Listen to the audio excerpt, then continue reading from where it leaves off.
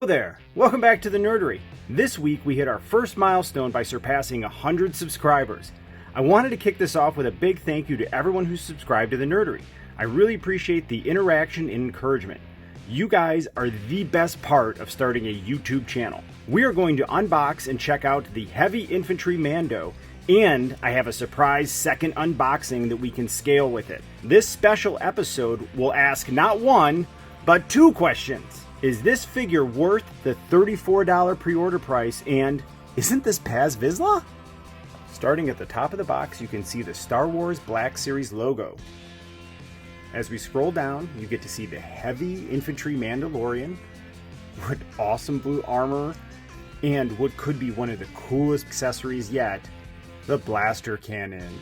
Grayscale art of the Heavy Mando, and then you can see Heavy Infantry Mandalorian in red at the bottom. Side of the box says D2 Heavy Infantry Mandalorian. As we flip to the back, you have Star Wars Black Series in D2 in red up top. As we scroll down, you can see the description. A brawny warrior encased in the strongest Beskar armor. The mysterious Heavy Infantry Mandalorian is part of a secretive enclave of his people. A born survivor, he guards a precious armory and helps to keep the flames of Mandalorian heritage flickering in this time of galactic chaos. Other side of the box, let's see how much we could fit in. We got Mandalo. It'd be cool if his name was Barry Manilow. He writes the songs that make Mandalore sing.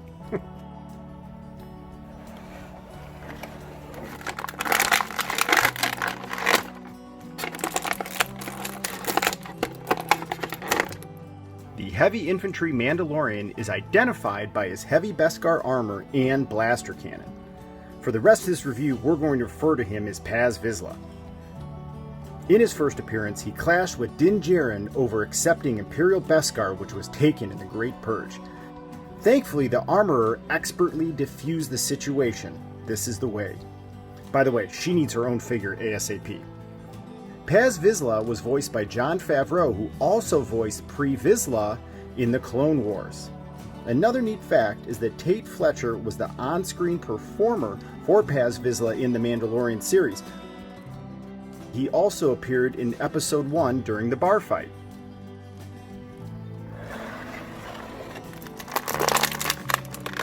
This is so cool.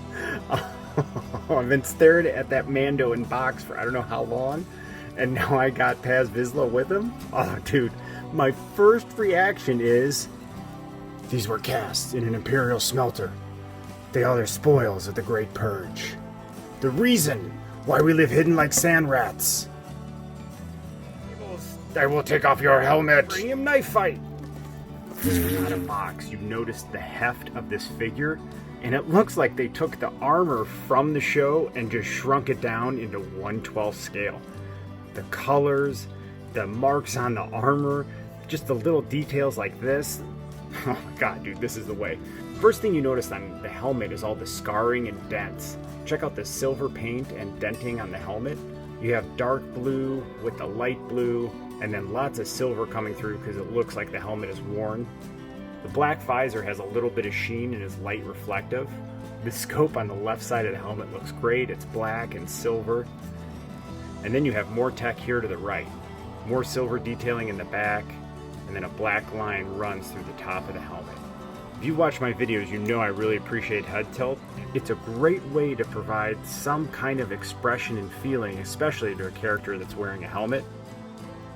You have a little tilt down and a little tilt up, and then good movement left to right.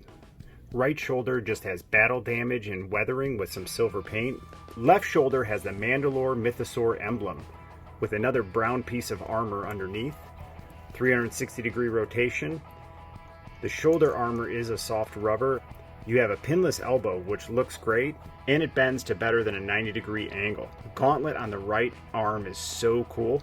You have 360-degree rotation at the elbow. Check out the detail. You got, again, more battle damage, scarring, and then there's some tech on there with a little hint of red. You get to his hand with the glove. Again, more weathering and battle damage, 360-degree rotation, trigger finger, and this hand inflects vertically.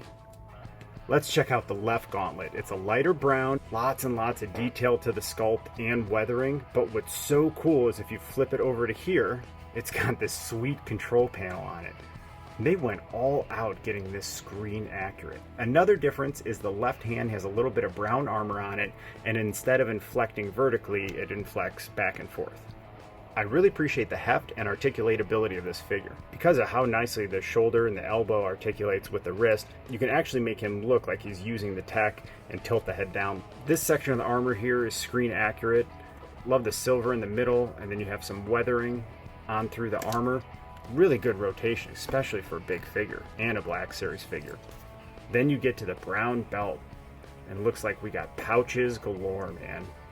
2 pouches on the left hip, and then you have his butt sash hanging down, and then you have 2 more pouches on the right hip with a gold button detail. Really, really cool belt. The leg armor, again, man, battle damage, scarring, silver paint and detail. Does have a hidden thigh cut, which is really, really cool. I appreciate how the knee pads are different because the tribe is living underground and they have to cobble together their armor, and it's mismatch of different pieces, and maybe they're picking one piece off a Mandalorian that's dead and then they add that armor to theirs, and that's where you get the different colors and different pieces to the armor. Left shin has blue armor with the brown knee pad, and then brown armor there just over the ankle, and then the right leg is brown armor, and that actually just looks like his boot.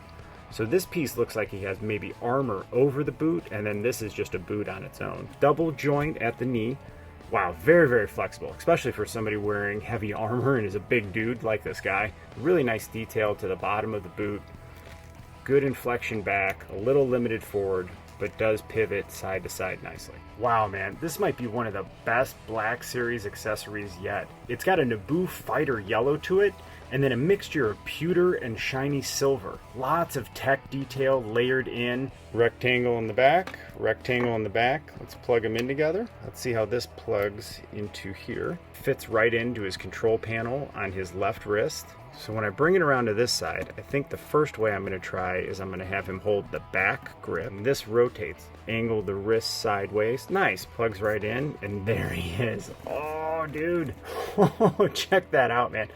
Look at the blue tip and how it stands out. It's a great compliment to his blue armor. Man, he looks so cool. Check this out. Because he has good tilt on his body, you can tilt him forward like that and then angle him a little bit back, and he stands real nice right away. The other grip we can use is on the side. So I think that might be if he's just like holding it to the side. Awesome. Let's see if we can dual grip it if he's using the side.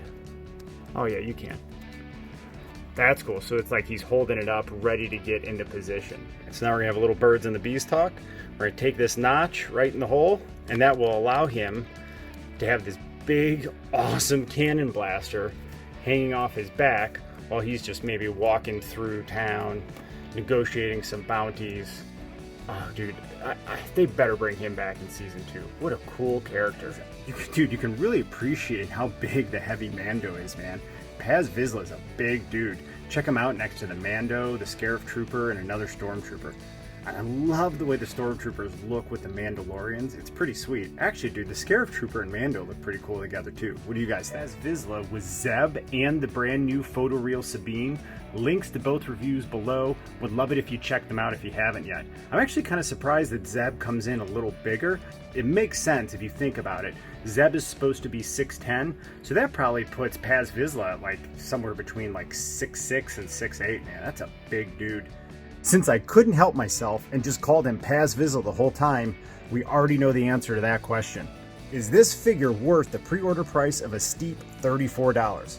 Let's review. It's a hefty figure. It has top-notch paint, sculpt, and detail work. It's very, very poseable, and arguably has one of the coolest black figure accessories with the blaster cannon. However, Zeb was only 29, has the epic bow rifle, and is a larger figure. Ultimately, I have to say yes because it's a must-own, although I think 29 would have been a bit more fair. I'd do it all over again, and I'm sure it's going to be pricey within the next few months on eBay. Thank you so much for supporting the Nerdery and helping this channel get over to 100 subscribers. I really, really appreciate you guys, and I'm so grateful to have connected with all of you. See you real soon.